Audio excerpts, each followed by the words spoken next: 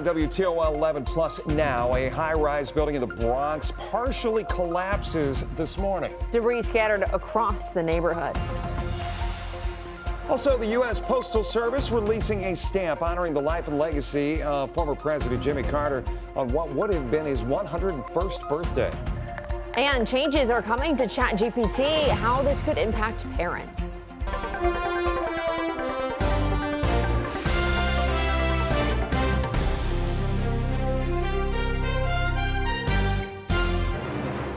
Well, thank you so much for joining us here on WTOL 11 News Plus. Now, I'm Jeff Smith. And I'm Kaylee Marentet. The federal government shut down overnight after a deadlocked Congress failed to reach a deal before the deadline. So what are the main sticking points here? Democrats are pushing to extend enhanced Obamacare subsidies, and Republicans are asking for essentially an extension of current funding for another 7 weeks.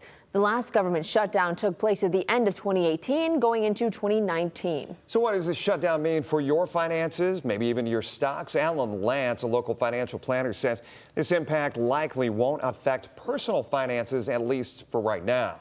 There have been more than a dozen government shutdowns since the 1980s, and Lance says that those previous shutdowns had very little impact on the markets.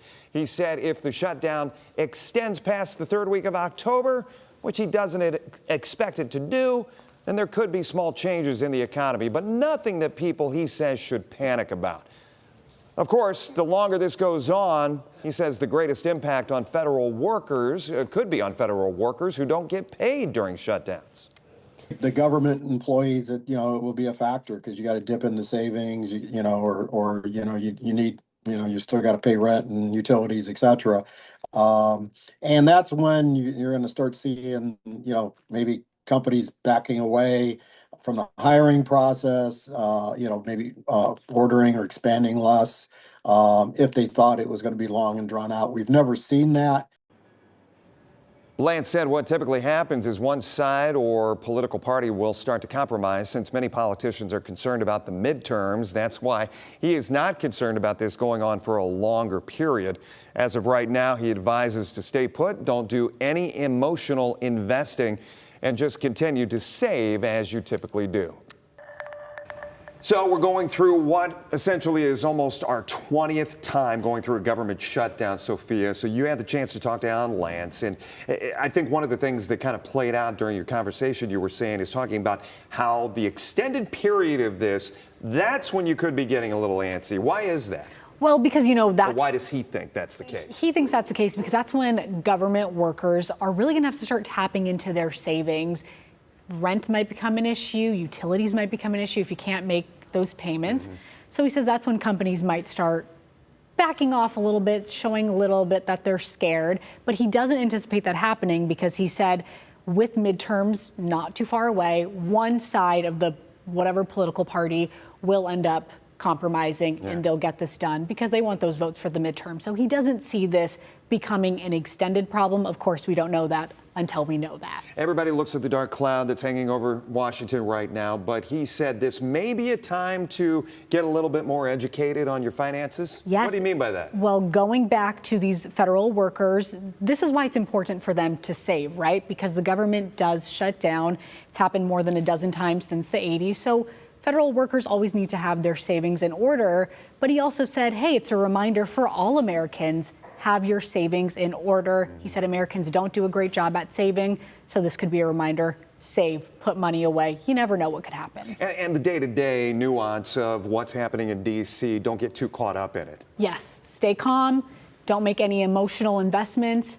Save as you normally would, if not a little more, just because of that reminder, but no need to panic. Yeah, and this was something you said even yourself. You found yourself kind of jotting down notes, not only for the story, but just for personal use going forward. Yes, and I was curious myself. Just to let people know, journalism, we are quick studies on a lot of things. Yes, each and every day. I was wondering myself, do I need to be panicking? No, it was a very reassuring conversation. I learned a lot, but I also calmed down a lot. We calm down. That's the buzzword for today. Sophia, thank you. Kaylee, back to you. All right, thanks, guys. Now to the stories making headlines across the country and the world. The woman who changed the way the world looks at wildlife has passed away. We look back at the life of Jane Goodall. Plus, ChatGPT launches parental controls, what parents need to know. And part of a New York building collapses, leaving piles of rubble on the ground. We'll show you the aftermath. But first, new tariffs on many prescription drugs take effect today. Those import taxes on branded and patent drugs are set at 100%. But there are exceptions. The tariffs won't hit generic drugs, which account for more than 90% of medications in the U.S. Additionally, deals with the European Union and Japan, both major sources of pharmaceuticals, cap tariffs on most drugs at 15%. Any company that has broken ground or is in construction on a U.S. manufacturing facility, they are exempt. One company doing that is Pfizer. Part of an apartment building in the Bronx neighborhood of New York partially collapsed. The New York City Fire Commissioner says they believe part of the collapse happened in a ventilation shaft connected to the boiler. Officials say building inspectors are examining the foundation of the building as well as the apartments in the affected area to make sure the building is structurally sound. So far, there's been no reports of any injuries, but officials are still searching through the rubble. Parents can now have some control over ChatGPT conversations. OpenAI says it's launched parental controls in a parent resource page to offer a guidance on how ChatGPT works. The controls allow parents to link their account to their teens so they can customize age-appropriate settings. Legendary conservationist Dr. Jane Goodall passed away today at 91 years old. She died of natural causes, according to her namesake institute. Officials there say Goodall was a tireless advocate for protection and restoration of our natural world. Goodall's field work with chimpanzees included documentation of the primates' emotions and personality traits. She is also credited with changing the overall way scientists study animals. Still to come, a high school teacher in Minnesota got the surprise of a lifetime when she walked into school earlier this week. We'll take you there. Speaking of surprises, what one team of drivers came across while searching a 300-year-old shipwreck. And weather-wise, the calendar may say October, but Mother Nature is going to bring us a little taste of summer this weekend within a few degrees of record highs. I'll show you how hot it gets coming up in my forecast next.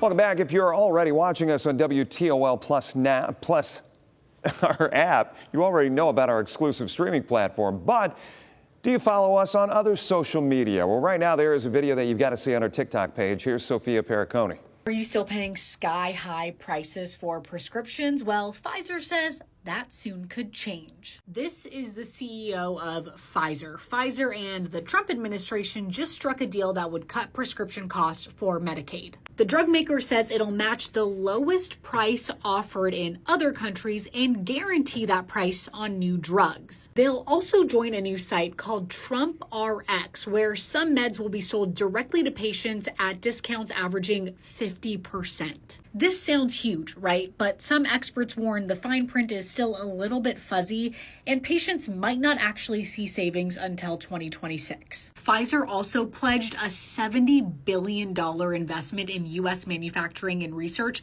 and President Donald Trump says deals with other drug makers could be coming very soon. So what do you think? Will this actually make prescriptions more affordable? All right, make sure you are following WTOL 11 on your favorite social media platforms to stay up to date. Other stories out there trending. The U.S. Postal Service is honoring the late President Jimmy Carter with a new stamp. The Forever stamp came out today on what would have been the 39th president's 101st birthday. The stamp features an image of Carter from a 1982 painting. Carter died last December at the age of 100. The Postal Service is honoring Carter's years in the White House and his achievements after he left office. A treasure worth more than $1 million was found on a 300-year-old shipwreck. During the 2025 summer salvage season, an historic shipwreck operation recovered more than $1 million worth of silver and gold coins. The coins were found in the remains of the Treasure Fleet shipwreck, which sank back in 1715. While carrying an estimated $400 million worth of gold, silver, and jewels from the New World back to Spain. The coins were minted in the Spanish colonies of Mexico, Peru, and Bolivia. Many still have visible dates and mint marks engraved on their surface. Can you imagine finding something like that? Yeah. No. Or, yes, I can. What happened to the other $399 million of treasure that boat was carrying? Absolutely. But, yeah, a lot of history there for sure. And I know being undersea for so many years, it's got a lot of debris and stuff on it, but I'm sure there's still, shiny silver and gold coins. Yeah. underneath. You mean it doesn't all have that hue, that glow like it does in Pirates of the Caribbean and, You know, The like rays, the yeah. rays from the heavens? I hate to say it, but that movie's not totally accurate to real life. Yeah, but we really hit the jackpot with the forecast this week. There it is. You know, We were waiting for the Yeah, we the were. treasure we've been That was the waiting for. payoff. Saturday and Sunday's forecast.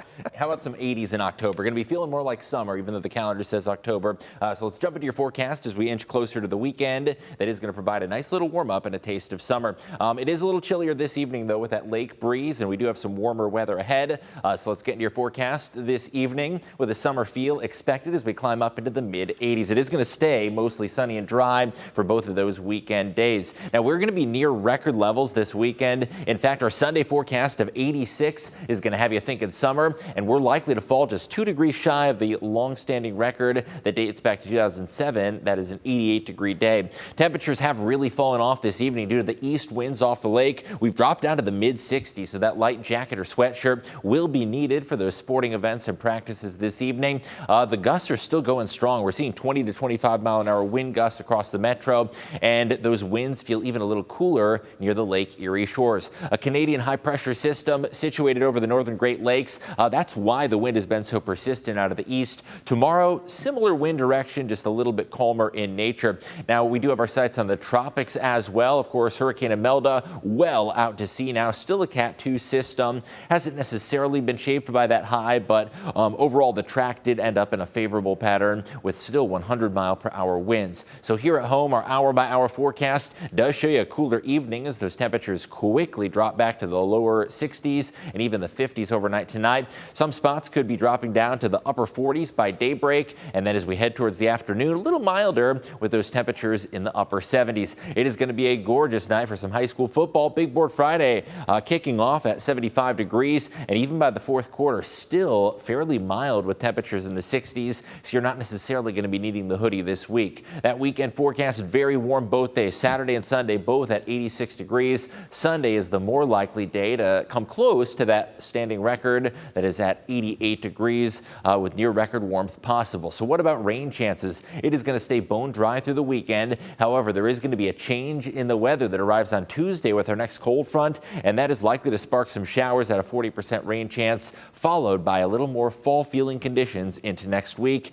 And I do expect a drop in temperatures by the middle of next week. Big weather story this weekend is the feel like summer. Showers are going to be returning early to mid next week. Let's say Tuesday, the best chance to see some light rain showers as that cold front works on through. And the long range outlook does trend a little more seasonable, as our normal high is actually going to be dropping to the upper 60s. So as we head towards early to mid October, feeling more like fall after that summery weekend on tap. Your extended forecast, temperatures dropping quickly this evening with that lake breeze. We do start to see some improvement in temperatures Thursday. Friday is going to be a milder day at 82 degrees. Both weekend days, mid 80s looking likely. Monday stays warm, but a little more fair weather cloud cover. And then Tuesday, that is our best chance to see some scattered showers. The extended forecast does bring us some more seasonable conditions as we gradually drop back to the lower 70s. But hope you can soak up that sunshine this weekend. Safe to say that is our treasure in the forecast, Jeff, those mid 80s in October.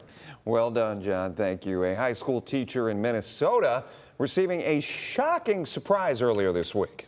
Gordon Severson has the story. When most people walk into a shop class for the first time, the sounds alone can be scary and overwhelming. So let's go. It helps You be my one that cuts with me, right? to have a good teacher to show you the way. I'll hold this, you cut that. A teacher like Sheila Stahlberger, who is willing to do anything for her students, And then we'll rip that down the middle. even applying for grant money to buy some new tools. This is a laser engraver that still runs Windows 10. She has dreams of upgrading several pieces of equipment here in the shop. And those dreams are about to come true. A surprise ceremony for a major award. You and your school have just won $50,000. Absolute shock. I was not expecting that. Out of more than 1,000 applicants, Stahlberger was chosen as one of 25 winners of the Harbor Freight Tools for Schools contest. Yes, my shock was just in, hey, they're noticing what I'm doing. After having done it for this many years, it's nice to hear that it's making a difference. An honor she is proud to share with her students. She is one of my favorite teachers, just the way she teaches things. This you're gonna stay for your door. For many of the young women in her classes, she is more than a teacher. She makes girls feel included. She is a living example of how women are welcome in the trades. She really makes everyone feel included. We'll start on the miter saws. A lesson she herself learned early on in life, following her father and 5 brothers who also work in the trades. I really encourage any and all kids that are in my class to give it a try. To not be afraid of the tools and equipment, Pull, see the red? because with the right tools and hard work, All right, folks, clean it up. she has shown that anything is possible. Thanks for the quick cleanup, guys. Thank you. Well, Stahlberger is hoping the $35,000 is spent on either a new laser engraver or a CNC router that students can use to cut cabinet doors and to design entire cabinets. Pretty cool. She says the remaining 15 grand will likely be spent on her new camper that she recently bought for traveling this summer. Well, still to come, GM announcing it is taking EV production equipment out of the factory on Alexis Road. UAW Local 14's president tells us why this is happening now. Changes may be coming to one Toledo neighborhood. The city wants to remove trees along this road and put something in its place. And those living in the area, they're not happy about it. They're fighting back.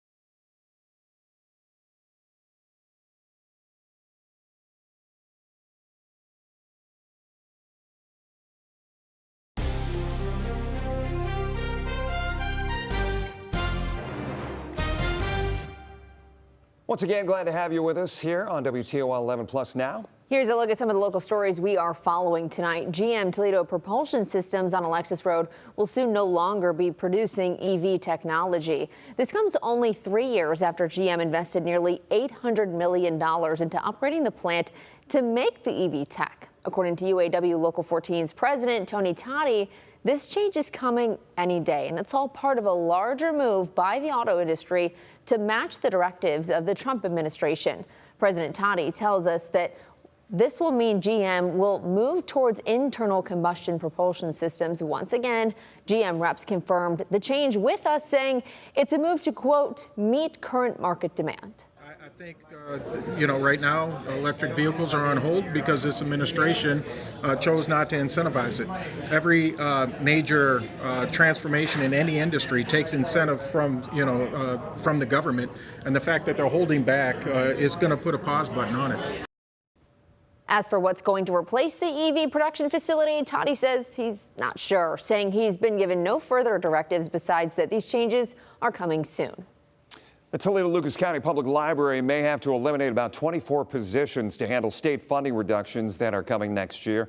According to a spokesperson for the library, this comes after the library had already reduced service hours at several locations, announced the closing of the Toledo Heights location, and other cost-saving measures. The library says leadership is working with each labor group to find alternative solutions to limit the number of staff reductions. Those conversations are anticipated to last through this month.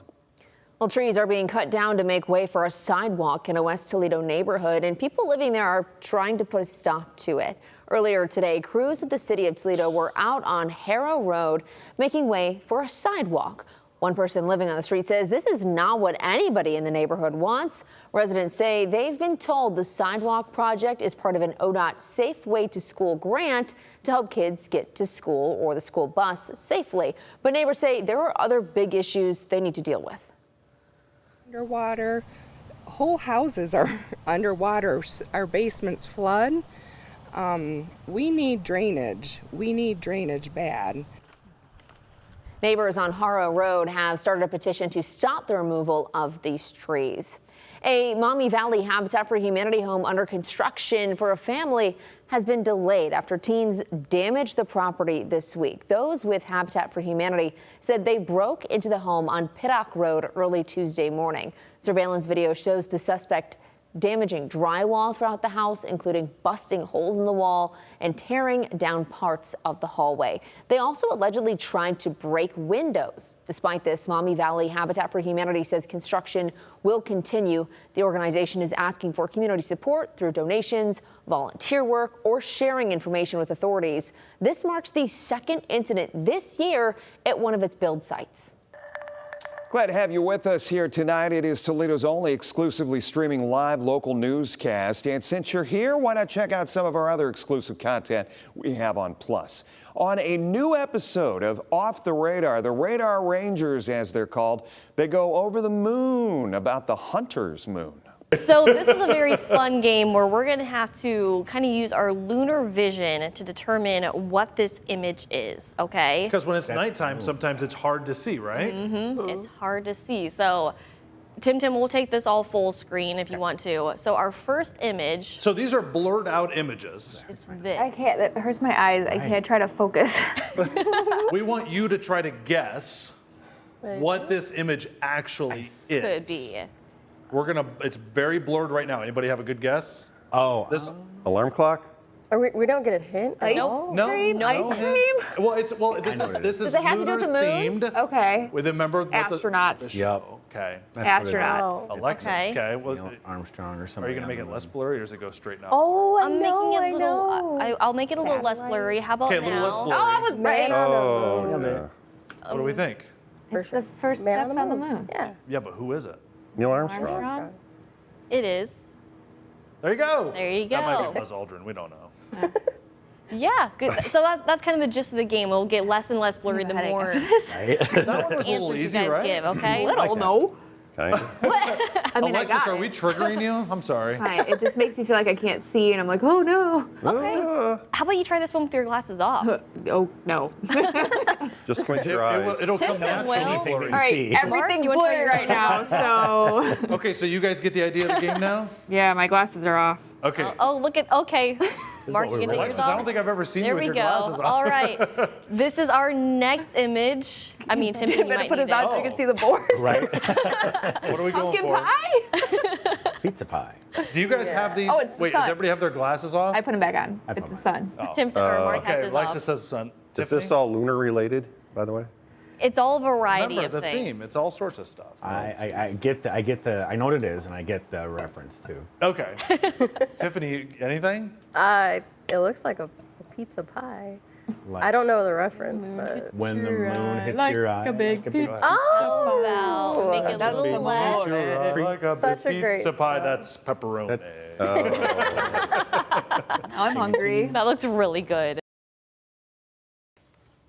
You can watch the full episode of Off the Radar on WTOL 11 Plus in just a few minutes.